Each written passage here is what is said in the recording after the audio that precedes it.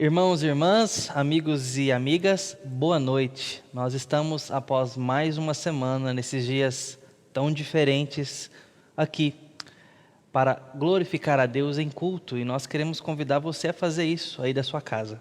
Nós vamos hoje ler a palavra de Deus, ouvir a pregação e também cantar para o Senhor.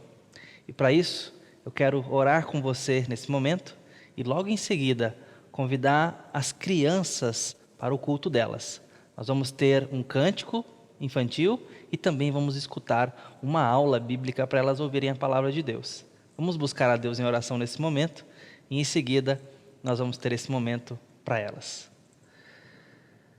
Deus grandioso, muito obrigado por nos permitir alcançar os lares nesse momento com a Tua palavra e com a possibilidade de cultuarmos o Teu nome. Obrigado porque o Senhor nos chama à Tua presença onde quer que estejamos. E nesse momento, te pedimos que o Senhor aceite o nosso culto. Que o Senhor fale com as casas, os lares, as famílias que receberem a Tua palavra hoje. E de uma forma especial te pedimos agora pelas nossas crianças, que elas possam adorar o Teu nome e também serem evangelizadas pela Tua palavra. Em nome de Jesus. Amém.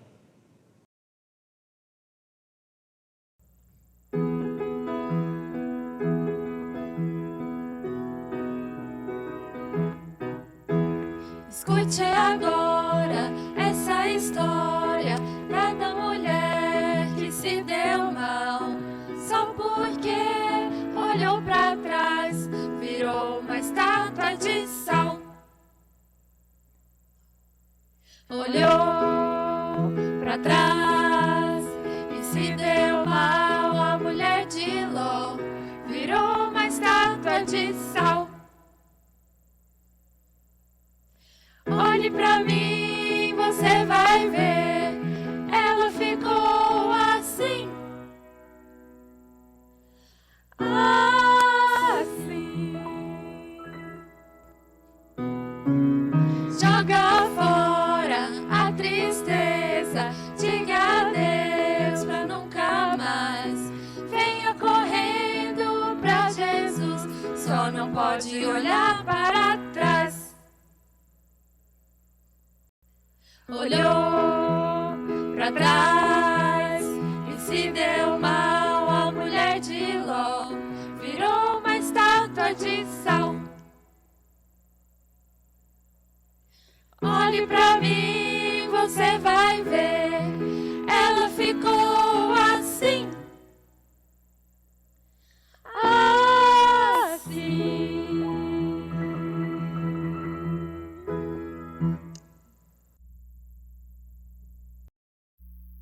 Olá, crianças, tudo bem?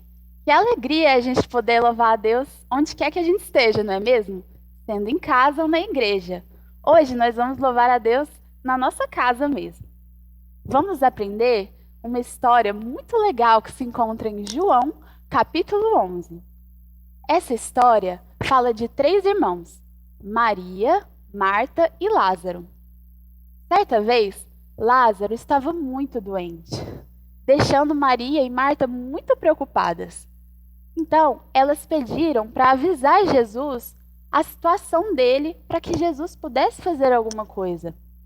Só que Jesus estava longe dali. Jesus estava em outra cidade. Maria, Marta e Lázaro moravam na cidade de Betânia. E Jesus estava longe dali. Então, até Jesus chegar em Betânia, demorou um bom tempo. E quando ele chegou lá, Lázaro já estava morto. Poxa, e agora? Será que acabou? Lázaro morreu e é isso? Bom, vamos continuar olhando a história. Marta e Maria ficaram muito tristes com a morte de seu irmão. Elas choravam muito. E Jesus, vendo o sofrimento delas, também chorou, porque ele as amava muito e amava Lázaro também. Marta chegou a dizer a Jesus: Poxa, Senhor, se você tivesse chegado aqui antes, eu sei que meu irmão estaria vivo. Mas também sei que hoje em dia o Senhor também pode me ajudar. E Jesus respondeu a ela: Marta, confie em mim. Olha que engraçado. o túmulo daquela época era diferente dos túmulos de hoje em dia. Ele era uma caverna que tinha uma pedra grande que ficava na entrada. Era diferente, não era?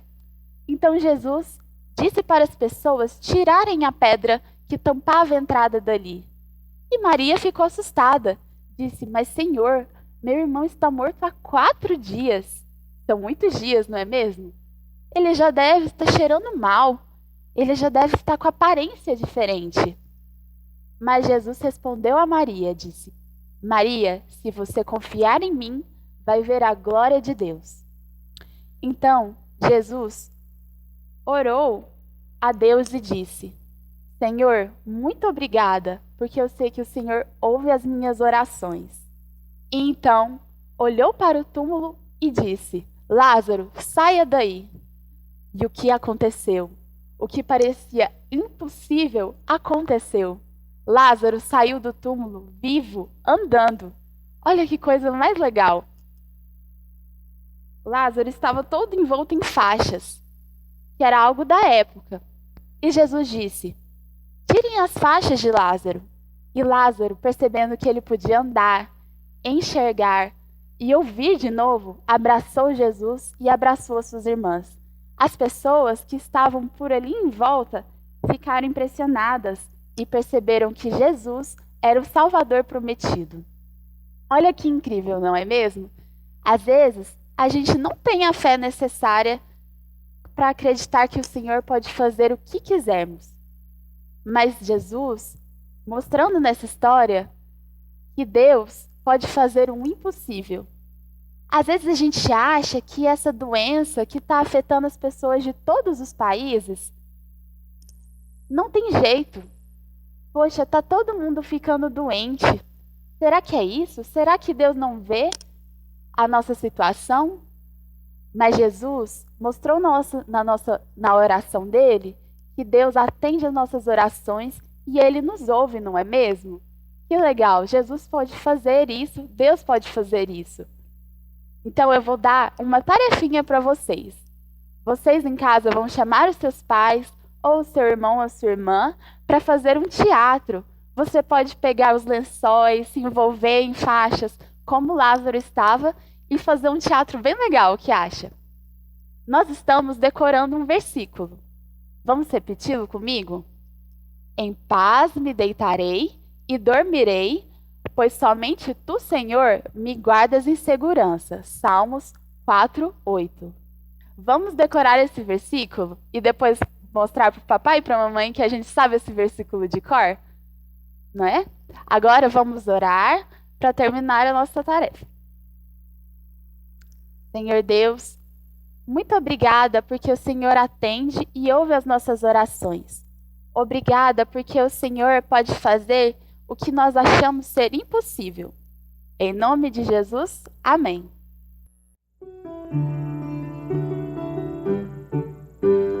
Grande lago, o amor de Jesus é grande lago. Grande lago, o amor de Jesus é grande lago. Agora nós vamos cantar sem a palavra grande. Vamos lá?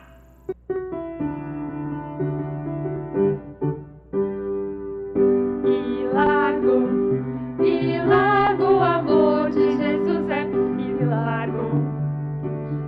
E lago, o amor de Jesus é lago. Muito bem. Agora a gente vai colocar a palavra grande e tirar a palavra largo. Será que a gente consegue?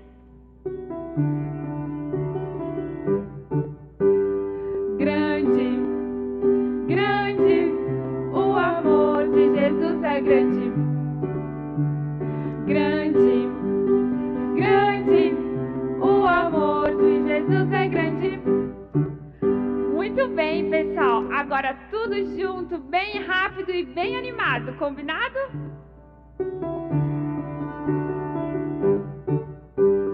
Grande lago, o amor de Jesus é grande lago.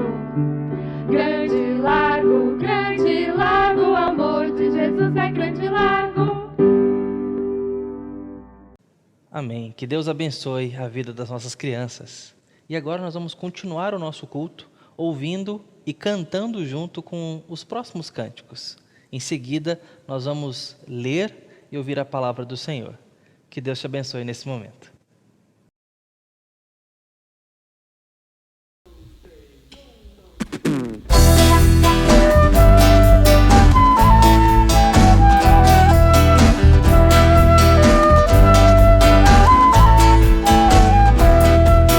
Tudo posso naquele que me fortalece. Não preciso me afligir com coisa alguma. Tudo posso naquele que me fortalece. Não preciso me afligir com coisa alguma. Já aprendi o segredo pra viver contente em qualquer circunstância, seja na fartura ou na necessidade. Louvo ao Senhor. Tudo posso naquele que me fortalece. Não preciso me afligir com coisa alguma. Tudo posso naquele que me fortalece. Não preciso me afligir com coisa alguma.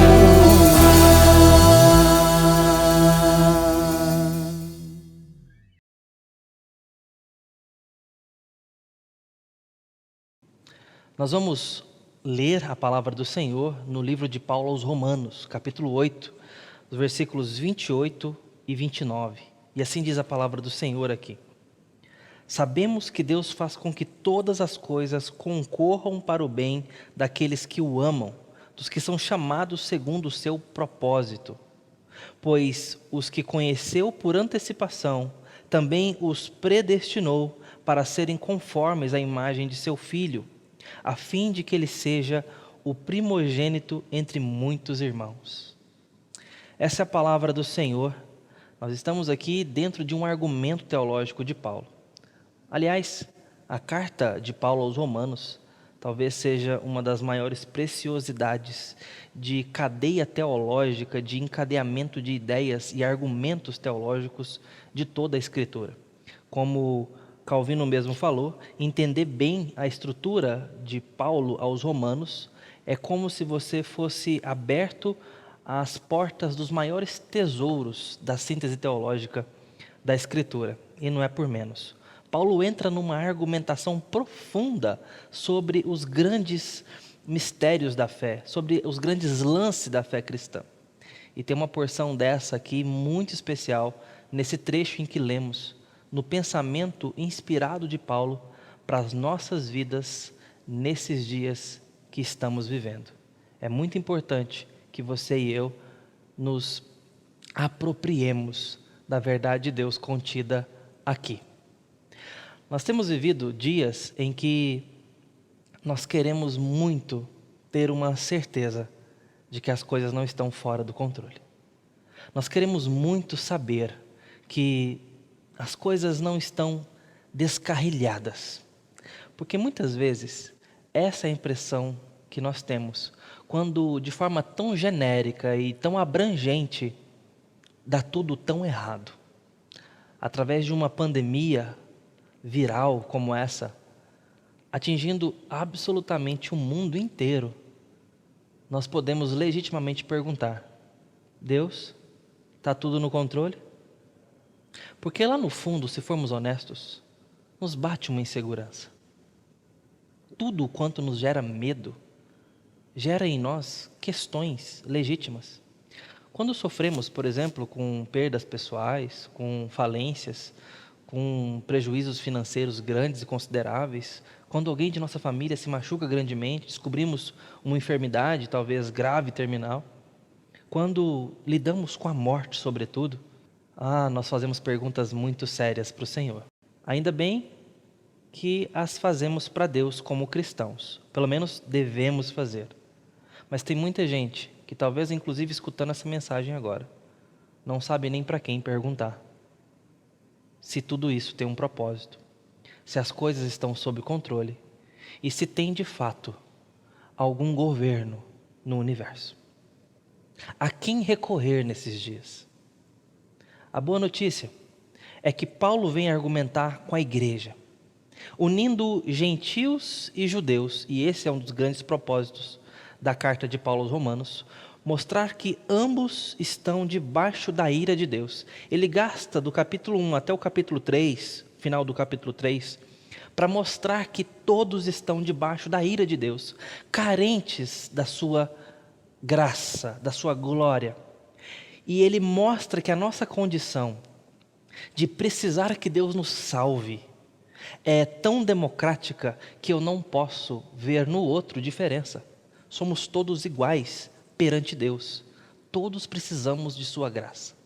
Do capítulo 3 até meados do capítulo 8, Paulo vem nos mostrar que, da mesma forma que estamos debaixo da ira de Deus, nós passamos a estar debaixo da sua graça, pela obra de salvação e redenção que Ele providenciou.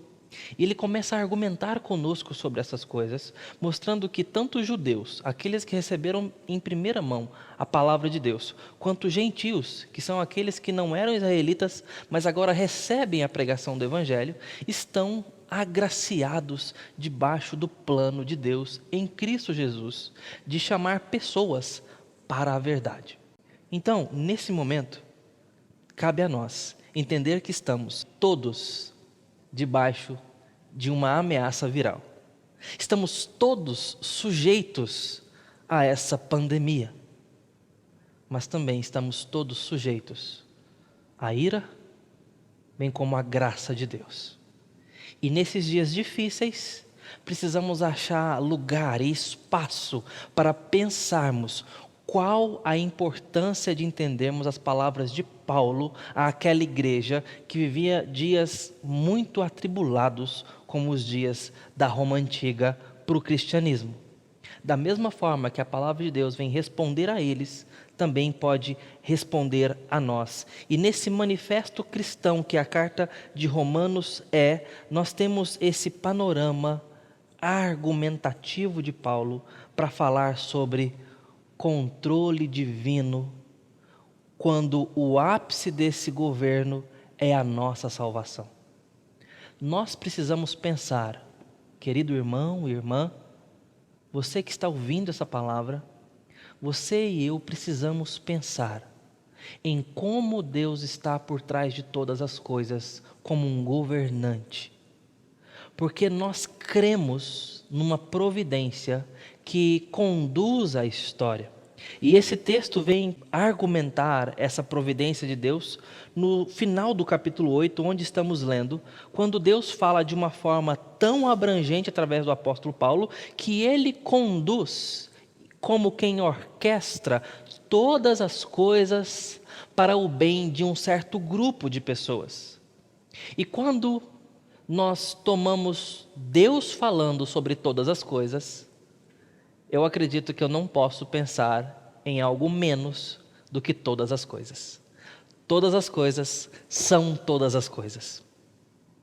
Pastor, mas mesmo doenças como essa, mesmo dificuldades tão terríveis quanto um surto viral, queridos irmãos, pense que o texto coloca para nós uma cena ou um cenário sangrento.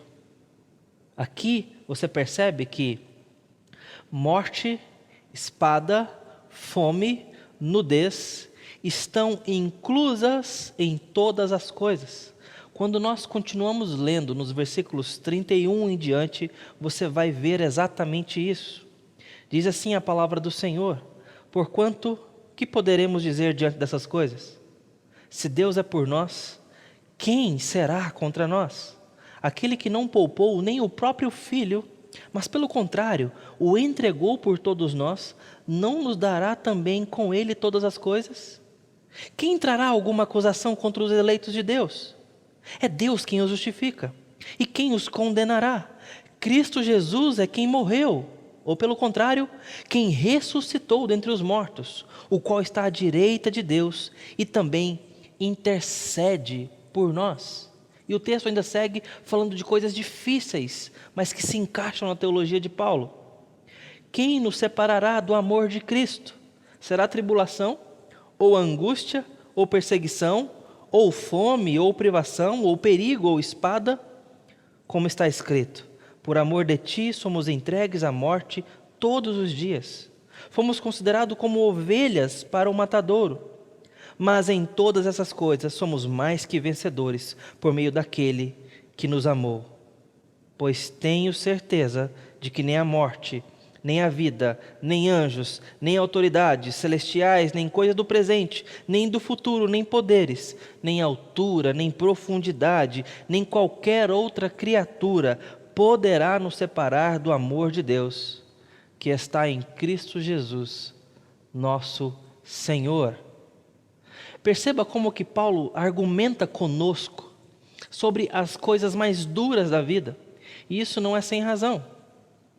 As coisas mais leves e mais brandas, as suas bênçãos, os seus cuidados positivos e tão benéficos e suaves como seus cuidados com a família, o calor que nós temos fraternal nos irmãos, o trabalho, a bênção de poder executar uma profissão ou um emprego, o amor que nós cultivamos entre nós, todas essas coisas, meus irmãos, são coisas que é muito fácil a gente aceitar que Deus trabalha através dela para os nossos bens, que Deus usa elas para cuidar da nossa história. Paulo entende que por isso não precisa falar delas aqui. Nós não temos dificuldade nenhuma de entendê-las funcionando ou cooperando para o nosso bem. Mas ele vê que, inspirado pelo Espírito Santo, precisa argumentar conosco que, de fato, coisas duras e difíceis cooperam e devem cooperar para o nosso bem também. E isso se torna muito sensível para os nossos dias, quando estamos vivendo esse surto viral pandêmico. Teria Deus como utilizar desses dias para cuidar da sua igreja? Para nos orientar e nos levar a alguma compreensão? É exatamente isso que o apóstolo Paulo está dizendo, ao usar a figura da perseguição, da espada e até da fome como utensílios ou ferramentas de Deus para lapidar cuidados na sua igreja e na sua noiva. É isso que Paulo está dizendo. Eu me lembro quando, em 2007, na época de estudo no seminário, ao lado tinha uma empreiteira fazendo edifícios. Ali, logo na quadra seguinte, ao lado da minha sala de aula. Diariamente, caminhões e mais caminhões lotados de entulho e terra saíam daquela obra, daquele canteiro de obra. Dezenas de caminhões todos os dias saindo. E eu não sabia o que estava exatamente acontecendo ali. Depois eu descobri que de fato era um edifício imenso, de mais de 20 andares, 18 andares mais ou menos, grande.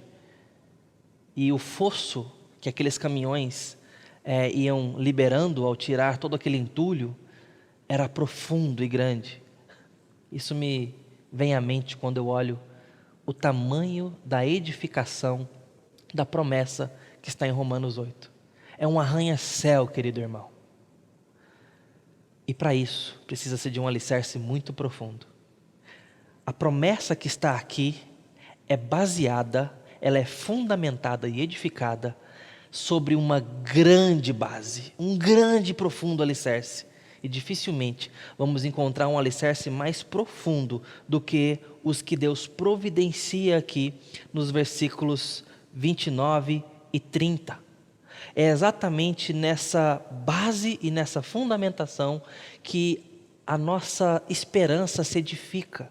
Nesse texto sangrento que Paulo desenha aqui, onde nos diz que nós somos de fato entregues à morte todos os dias e que por amor dele isso se torna corriqueiro para nós.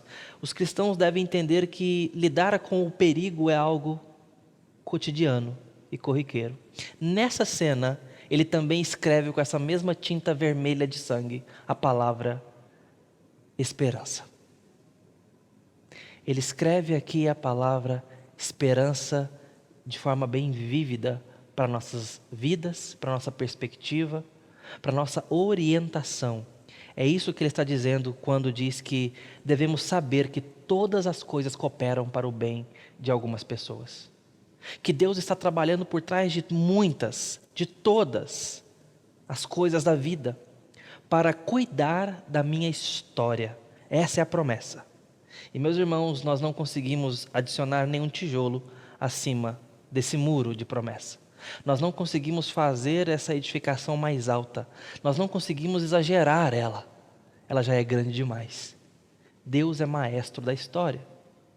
E Ele inclui a sua vida como algo central nessa promessa e nessa orquestra que é a história. Ele está cuidando de pessoas através dos seus decretos, desígnios e providências no dia a dia. Deus tem cuidado de todas as coisas para que essas coisas cuidem de pessoas. Nós precisamos crer nisso. Para onde iremos se não estivermos à sombra dessa promessa? Aonde nos guardaremos se estivermos de fora dessa cobertura? Não há promessa maior para a nossa lida, para o nosso dia a dia. E aqui está essa promessa nos mostrando como quem lembra da vida de José em Gênesis 37. Trecho todo de desventura, a Bíblia traz alguns nós de escritura e alguns versos dizendo: e Deus era com José, e Deus era com José, e Deus era com José. A pergunta que fica é: José, você tinha noção disso? De que Deus estava trabalhando através, por meio, por trás de todas as coisas, sendo contigo para te fazer o bem? Se José entendia isso no dia a dia, é uma coisa. Outra coisa é que ele entendeu isso posteriormente. E tem uma cena bíblica onde então lá ele já é governador do Egito. Pela providência dessa aparente desventura de vida, Deus o faz governar aquele império para então trazer a sua família ali e cumprir as suas promessas. E nesse ambiente Jacó recebe os seus irmãos, aqueles que tinham vendido ele como escravo e dado como morto para o seu pai. Ele então diz: vocês intentaram o mal contra mim. A Bíblia Almeida, Revista Atualizada, diz: mas Deus tornou o mal em bem. Perceba uma coisa: se nós olhamos como essa Bíblia foi escrita, ou esses versos foram escritos em hebraico ali, você vai perceber o verbo chassab. Vocês intentaram ou planejaram, vocês chassab, o mal contra mim. Agora, o curioso, meus irmãos, é que quando ele diz, mas Deus tornou, verbo transformar, o mal em bem, a Bíblia, em hebraico, escreve a mesma palavra, é o mesmo verbo, chassab. Vocês intentaram o mal contra mim, mas Deus havia intentado o bem através do mal que vocês intentaram. Essa seria uma tradução idiomática fiel ao verbo que está ali. Deus planeja antes do planejamento dos irmãos. Deus tem propósitos antes dos nossos propósitos cotidianos. Poderia estar citando Jó, Jonas e tantos outros, o próprio Paulo, que tem uma clara noção disso. Como que Deus trabalha através das desgraças, não apenas através das graças, para cuidar da nossa história, lapidar o nosso caráter e dar provas do seu amor e do seu cuidado para conosco e para com a nossa história. É isso que está acontecendo aqui quando vem a argumentação sobre nós de que Deus tem propósitos e nos chama. Então a gente chega aos versículos 29 e 30, quando ele diz: porque os que conheceu por antecipação, também os predestinou para serem conformes à imagem do seu Filho. Deus tem propósitos. E aqui a proposição que ele tem para nos dar é mostrar quem são esses beneficiados, quem são esses que ele cuida de forma tão abrangente. Ele vem agora nos mostrar que as pessoas que recebem essa grandiosa promessa são pessoas que amam a Deus e são chamadas segundo o seu propósito. Todas as coisas cooperam para o bem daqueles que amam a Deus. A primeira característica daqueles que recebem essa promessa são pessoas que amam a Deus. Ou seja, num primeiro momento, pessoas que fazem algo em relação a Deus. Num segundo momento, são pessoas que recebem algo em relação a Deus. Ou seja, são chamadas segundo o seu propósito. Mas percebam que amar a Deus é algo que de fato está no nosso senso comum teológico. Se nós amarmos a Deus, se nós aceitarmos a sua palavra, se nós tivermos bons pensamentos a respeito do Evangelho, se nós aceitarmos o Evangelho. Mas, meus irmãos, nós não podemos esquecer que a possibilidade disso está baseada em coisas que Deus já fez por nós. Quando eu lembro da promessa feita em Deuteronômio capítulo 30, versículo 6, o Senhor teu Deus circuncidará o teu coração para que você ame ao Senhor e para que vivas. Ele está me mostrando qual é a possibilidade de eu amar o Senhor.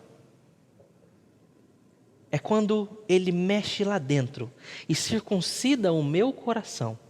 Quando Ele faz algo que eu não posso fazer. Quando Ele acessa o que eu não posso acessar. Ele está dizendo que eu vou amá-lo e então vou experimentar a vida. Ou vivo, passarei a amá-lo. Jesus vem argumentar posteriormente que quando nós estamos amando a Deus, isso é evidência de que Ele já nos amou. Quando Ele diz, não foste vós que me amaram primeiro, eu amei vocês em primeiro lugar. Ele está dizendo aqui que quando eu demonstro afetos para com Deus, isso é sinal de que Deus já demonstrou grande amor por mim, amor eterno, e que traçou a minha vida de tal forma, o meu destino, que esse amor se evidenciou em conversão, em transformação de coração, que Ele fez uma cirurgia dentro de mim, e que, portanto, nesse momento, agora, eu o amo. Amar a Deus e ter afetos para com Ele, e afetos de confiança para com a sua palavra, é uma evidência, portanto, de que Deus me ama, de que Deus já trabalhou dentro de mim e fez com que algo acontecesse, me amando, para que eu pudesse amá-lo. A Bíblia me fala que Ele chama o morto para a vida, que Ele transforma pessoas perdidas em filhos adotados, que Ele faz com que aquele escravo agora se torne livre e que pessoas que estavam condicionadas ao império das trevas possam agora ser libertadas e transportadas para um reino. E esse reino é o reino do Filho do seu amor. É na obra de Deus por nós que nós passamos a amá-lo. É no que Ele faz por nós que nós encontramos amor dentro de nós para com Ele. Ele mesmo coloca em nós aquilo que nós precisamos dar a Ele. Portanto, o amor que nós temos para dar a Deus é evidência do amor que Ele já nos ofertou.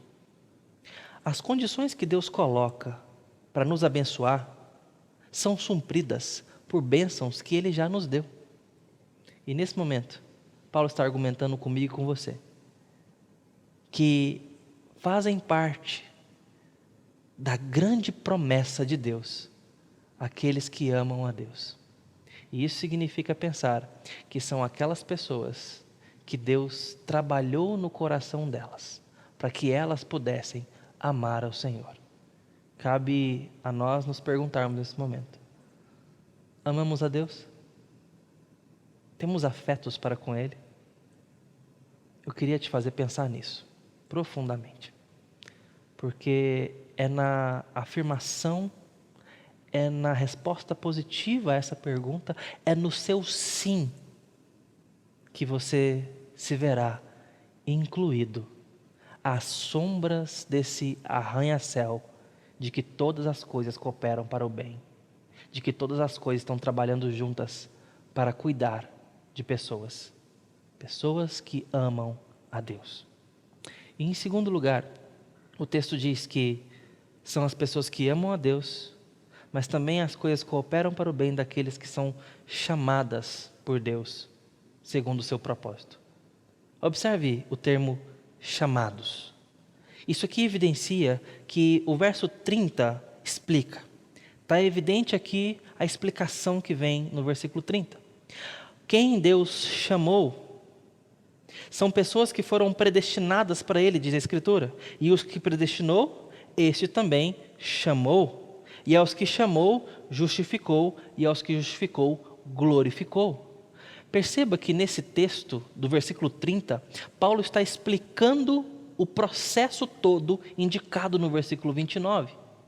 Quando Deus chama uma pessoa, Deus está colocando ela dentro, ou mostrando que ela está dentro de um processo eterno, de uma eternidade a outra, onde Ele cuida da nossa salvação, porque não há nada mais importante para nos preocuparmos do que com a nossa salvação.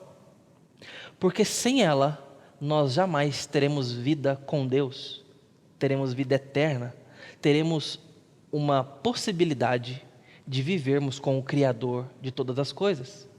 E estaremos fora do propósito maior da vida, que é a revelação de Deus em Cristo Jesus.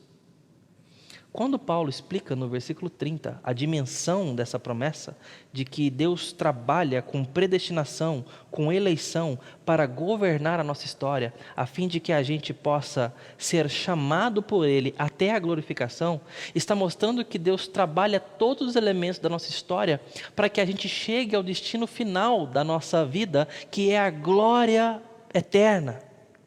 Aquele que Ele predestinou para ser glorificado no final. Deus está trabalhando a nossa história para que a gente chegue lá. Primeira carta de Paulo aos Coríntios, capítulo 1, versículo 23 a 24, diz assim: nós pregamos a Cristo crucificado, que é escândalo para os judeus e loucura para os gregos, mas para os que são chamados, tanto judeus quanto gregos, Cristo é o poder de Deus e sabedoria de Deus para a salvação. Quando Deus nos chama, é diferente do chamamento que temos através de um anúncio e de uma mera pregação. A pregação está chamando a todos de forma geral. O anúncio do Evangelho está chamando a todos.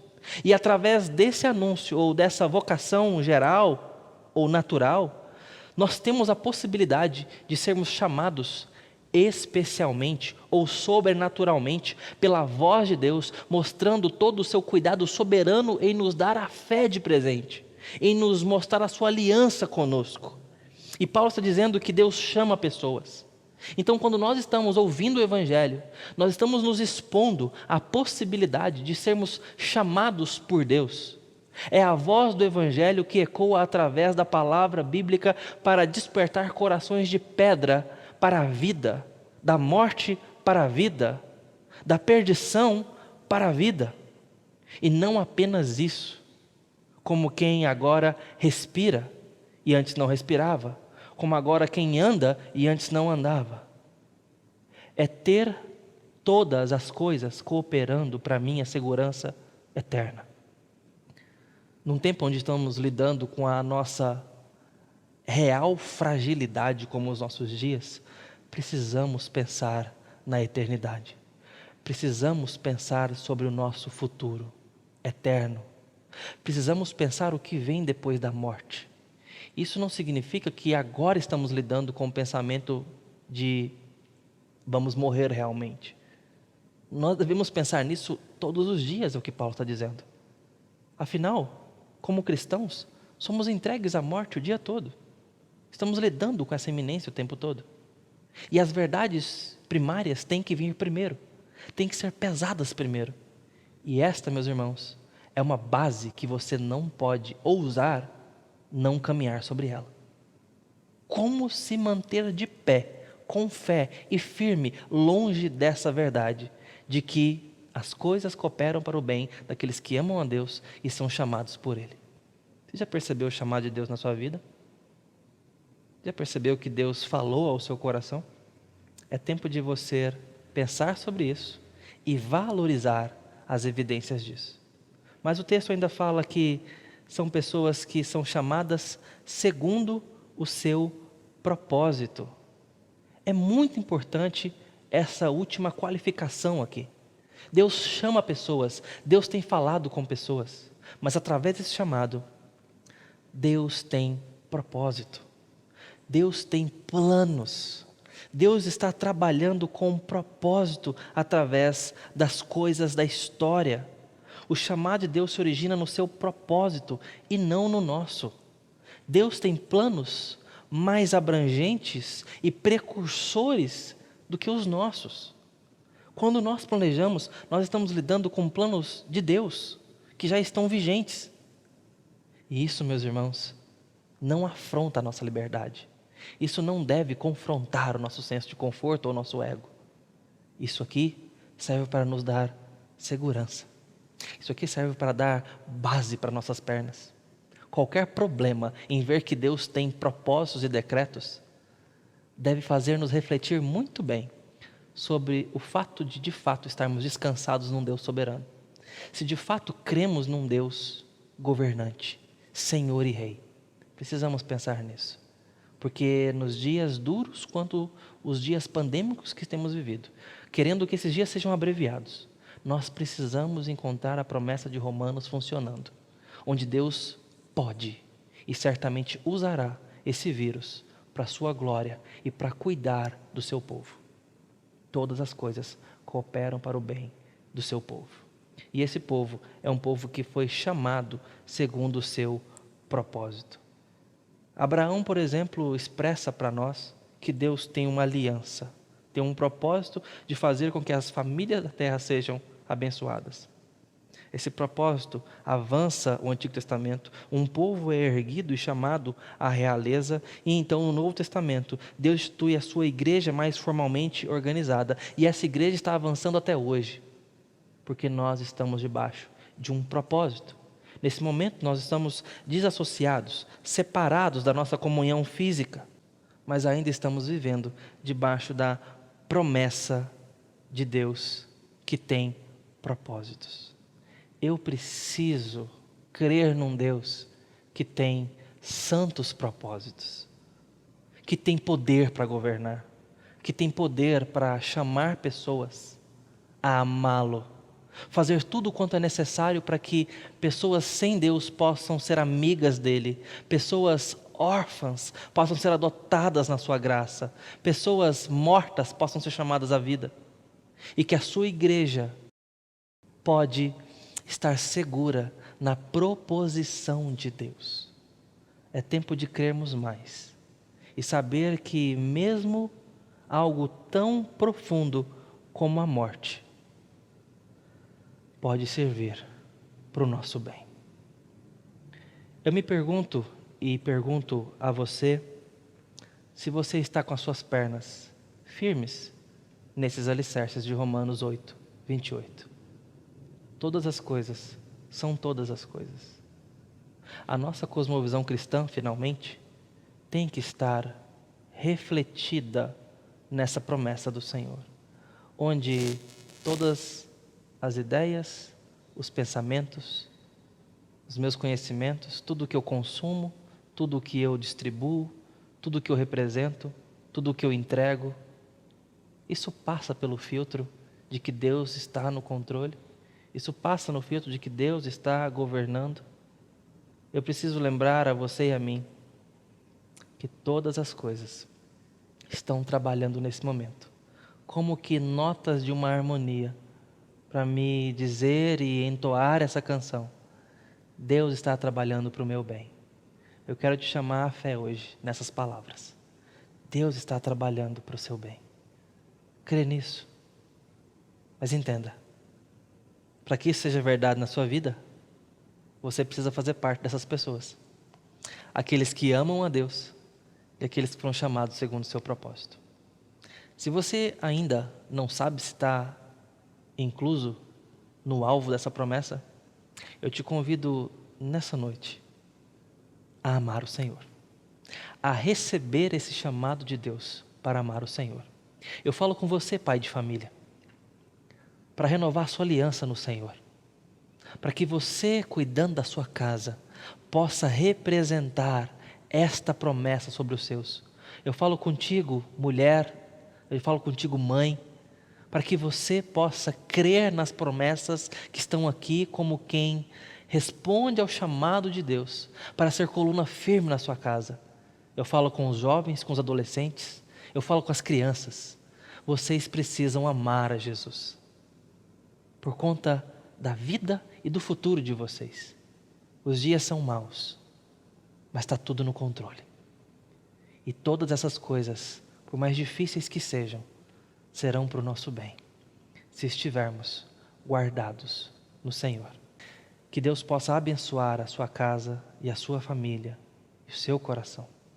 Esteja seguro debaixo da maior promessa de providência que nós podemos ter. Deus está no controle de tudo. Creia nisso. Que Deus te abençoe. Nós vamos orar nesse momento e pedir a bênção de Deus sobre nossas vidas. Deus soberano, Senhor sobre todas as coisas. Pedimos a Deus a bênção de crermos e descansarmos no Senhor. Deus, às vezes parece difícil, mas a Tua palavra está aqui, tão providencial, nos fornecendo alimento para crermos, de que esses dias também são Seus, de que os meus dias mais escuros Te pertencem, e que o meu coração deve estar firme nas promessas do Senhor. Eu Te peço hoje fé sobre a Tua igreja, e fé àquele que não Te conhece, mas que hoje escuta o Teu chamado para estar abrigado debaixo dessa edificação tão poderosa, de que o Senhor faz com que o universo, o tempo e o espaço, cooperem como servos do Senhor para o nosso bem. Em nome de Jesus, pedimos a sua bênção. Que o amor de Deus o Pai, no Filho e no Espírito Santo, esteja sobre todos vós, irmãos, agora e para sempre. Amém. Que Deus abençoe a sua semana, continuemos juntos e siga os nossos próximos recursos que vamos disponibilizar. Conte conosco, conte com a nossa igreja, estamos à disposição para ajudar você a passar por esses dias com mais fé. Que Deus te abençoe.